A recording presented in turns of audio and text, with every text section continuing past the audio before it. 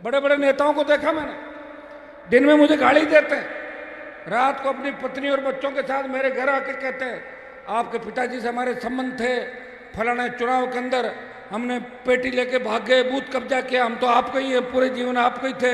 मैं कहता हूँ ठीक है, मदद करो, मदद करता हूँ। और मदद सबकी करी मैंने। 18 में दिव्या मदेना की मदद नहीं करता ना तो विधानसभा नहीं देखती।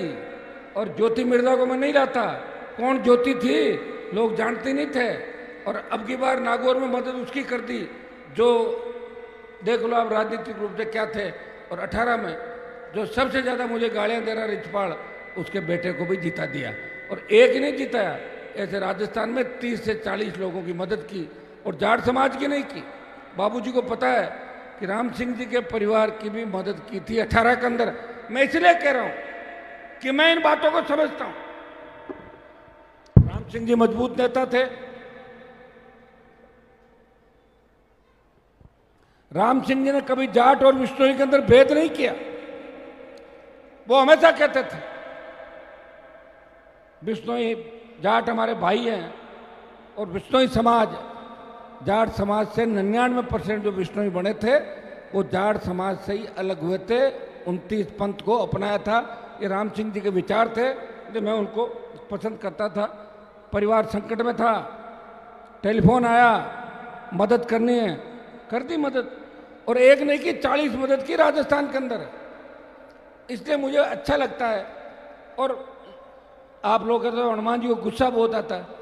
अरे गुस्सा आता है जब तक तो एमपी बन गया। अगर गुस्सा नहीं आता ना तो नागौर के लोग तो एमपी में भी हरा देते मुझे।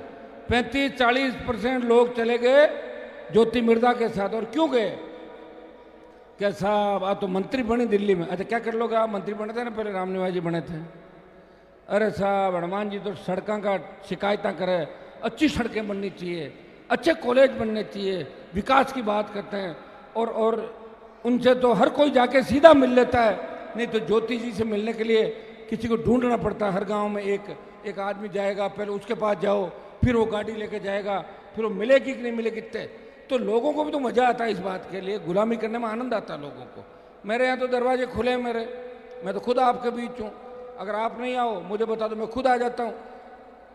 मुस्लिम भाइयों का बहुत योगदान रहा नागौर की सीट के अंदर।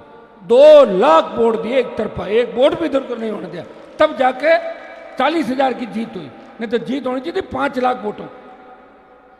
क्यों मैक सिंह जी? कोई जीत थोड़ी थी, क्या जीत थी? माडा ही मानो मैंने जीत है ना।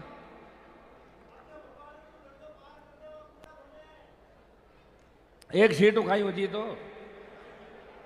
भोपालगढ़ से तो जो और मजबूत होंगे उनको आप तो ये तय करो। अब 28 में आपको ये देखना है जो भी बोतल का चिन्ह लेकर आएगा वो हनुमान बेनीवाल है, ये तय करना है।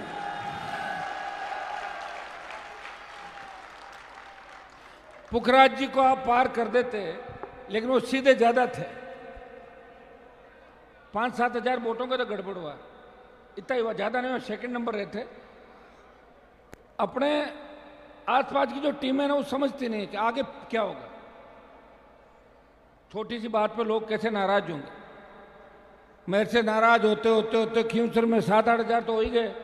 भाई आ रही और कहीं भाई नाराज यहाँ कि साहब तो माने टाइम ही कौन दे हुए, मारे करने कौन रहे, 24 घंटा मारे करने ही रहे, घर ही बेटर है ना। तो फिर राज कैसे बनेगा? खींवसर में जाऊँ तो राज सरकार नहीं बनेगी भाई। कोई नहीं, हार गए तो हार गए।